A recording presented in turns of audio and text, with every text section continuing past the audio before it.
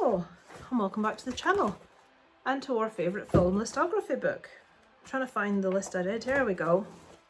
So, I don't know why they've chosen this guy. So today's list is movie stars you can't bear to watch, and this is the example we have this week, guys. Who can't bear to watch Sylvester Stallone? Have you seen Rocky?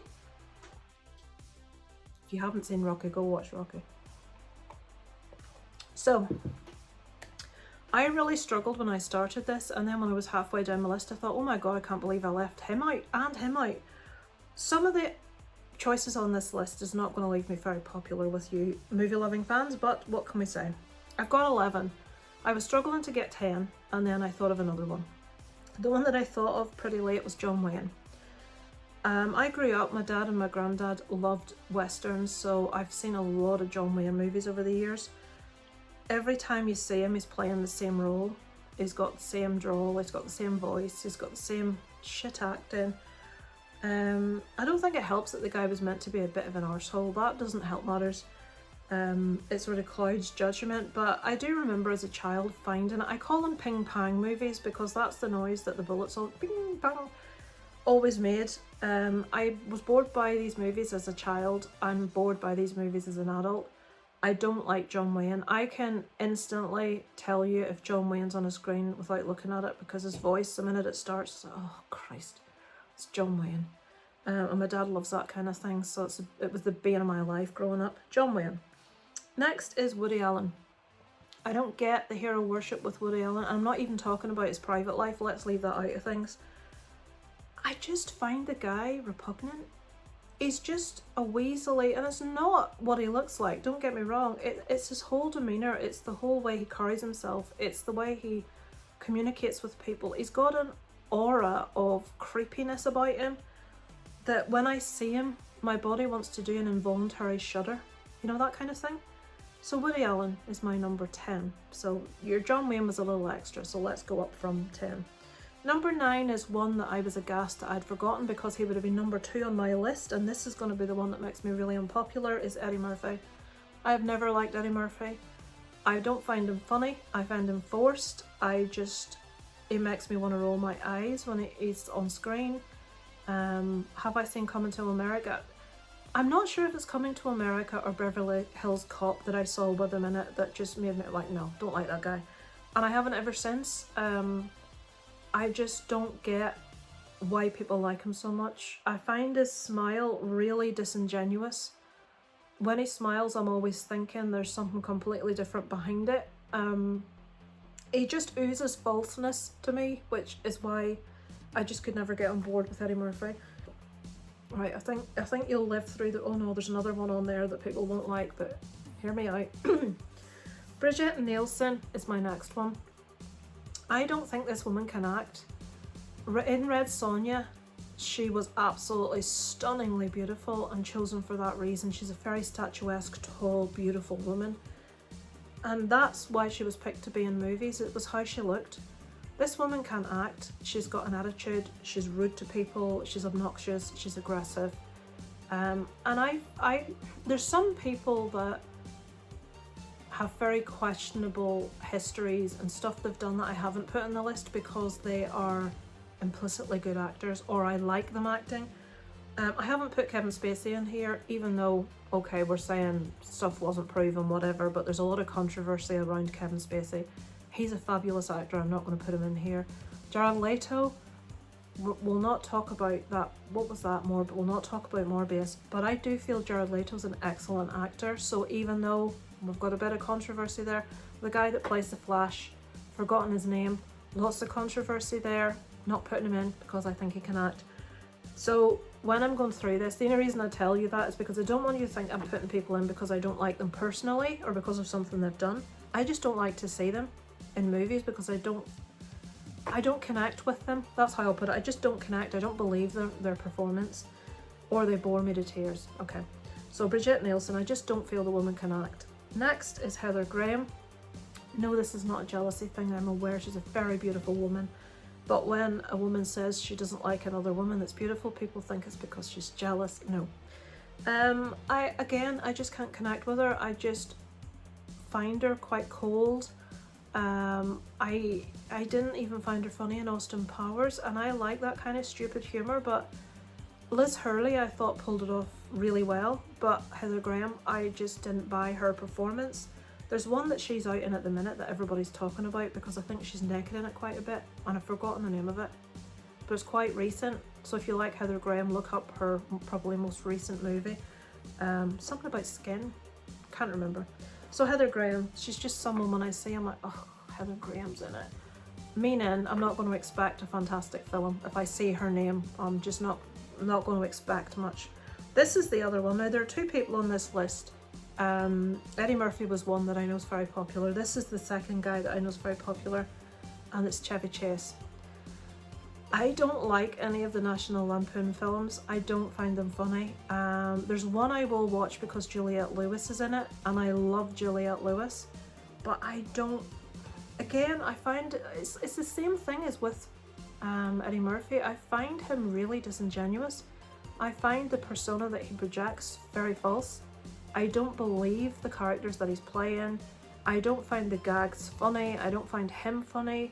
I don't like the guy. I don't enjoy watching him. So Chevy Chase is next on the list. So how many? 1, 2, 3, 4, 5 more people we've got, guys.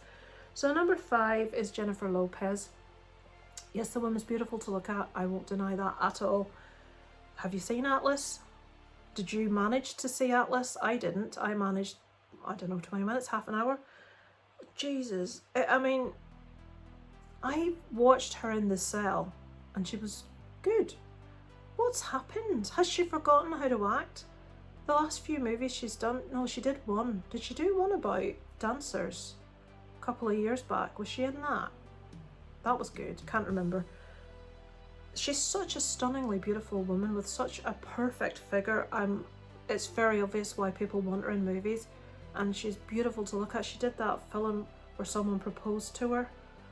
That shit rom-com. Was it Ben Affleck? Was Ben Affleck? I know they're together, but were they in that film together? Was it The Proposal? No, that was Ryan Reynolds. I'm now thinking about Deadpool. No, I don't like her as an actress. When I'm sitting watching something, just referring back to Atlas, and before Atlas, if you told me Jennifer, I like Jennifer Aniston. If you told me Jennifer Lopez was in something, I wouldn't have thought, oh, flipping hell. I would have thought, oh. And I wouldn't really have had much of an opinion, but after watching Atlas, if you tell me she's in it, I'm avoiding it. That was shocking. Jennifer Lopez is my number 5. Right, number 4 is Charlie Sheen. I don't know what happened to the guy, like alcohol, I think. But down the road, he just became like a parody of himself, and everything, he became bigger than the roles. His persona, Charlie Sheen, became bigger than the roles he was playing. And I think he allowed substance to get in the way of performance. His ego must need its own bus to get places. It's the same thing with Eddie Murphy and with, who was the other one, Chevy Chase. It's a disingenuous nature. I don't believe you. I don't want to you. I don't like you. There's just some people and I will immediately, and you can get 20 people in a room and 19 people will like this person and I won't. And it's weird. Some people I immediately, there's something about you, I don't know what it is, but there's something about you and I just won't warm to them. And generally they turn out to be an arsehole in the long run, but it's one of the few things I credit myself with, being quite a good judge of character. Not saying Charlie Sheen's an arsehole, but to me he comes across like an arsehole and I don't like him. So I've got 3 left. Now number 3 is a director who has tried his hand at acting. As a director, I love his movies. As an actor, I don't want to see him in movies. He makes my skin crawl. I'm keeping my shoes on my feet. It's Quentin Tarantino. Why does he put himself in films? In Dusk Till Dawn, which I love, I adore, it's like, why have you put yourself in this? No, put someone else in. Stop. You're like a sleazy man. Oh, it makes my skin crawl. Who else was it that I said maybe? Was it Woody Allen? There's just certain people make my skin crawl. And Quentin Tarantino, as incredible a director as he is, and please don't get me wrong, I love his movies. Reservoir Dogs, all of them I love, apart from, don't hate me, Pulp Fiction. I can't get on with it. I've tried. I've made myself watch that to try to love it. It won't click with me. But Quentin Tarantino movies in general I adore.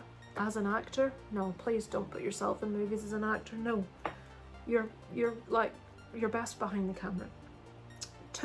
Top two. I have a feeling everybody's going to agree with my number one. My number two is Steven Seagal, because his movies are naff. Because I don't like, generally, I don't like a lot of action movies. I like some. There are like Die Hard movies. I love them. Lethal Weapon movies. I love them. Steven Seagal movies, no. It's like, am I meant to believe that this guy's saving the day? What, you know, in what world? And the acting's terrible, and he's stiff, and he's forced, and he's robotic, and he's got this. He's like if the Punisher had a dad that needed to retire. It's like that. I like the Punisher, don't get me wrong, but you believe him. Now you get people like Sylvester Stallone and Arnie to an extent. I'm not a big Arnie fan, but I believe them guys can kick the shit out of you. Someone like, what's that guy that everybody, Chuck Norris. Yeah, I love Chuck Norris. I believe him. You know, I believe his characters. I know he's seen as a bit cheesy and stuff, but I'm on board with Chuck Norris. I'm on board with Sylvester Stallone. Steven Seagal? No. But if I hear he's in a movie, I'm like, well, that's going to be shit.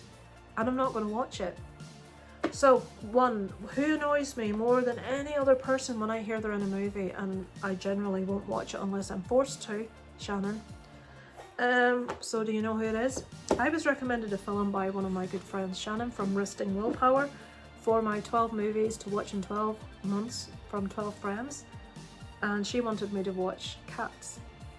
I watched Cats. James Corden was in it. If ever there was an obnoxious, uptight, weaselly, arrogant, nasty, egotistical, slimy, sleazy little excuse for a man, it is James Corden.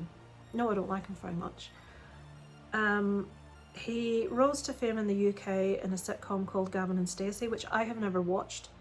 I'm just not my cup of tea. I'm not saying it's bad, but he played this like chubby, lovable character that everyone loved. Everyone really liked him.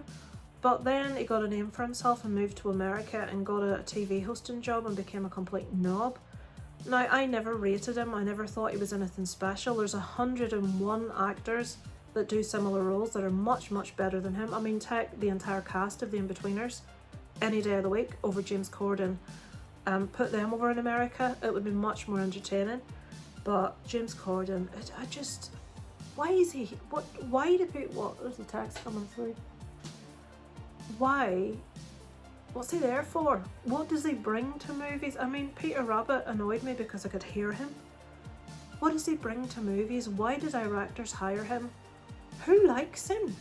Who wants to watch him? I don't understand, personally, because he is my most irritated person to see on a film, on the TV, anywhere. It's like, no, switch that off, James Corden's on. Although he did make me laugh dancing down the street in Cats. It wasn't meant to, but it was so ridiculous, it was funny. So that, guys, is my list of, what was it called? Movie stars, James Corden. Movie stars you can't bear to watch. So what do you think, guys? Tell me off below for not liking Eddie Murphy and Chevy Chase all you like.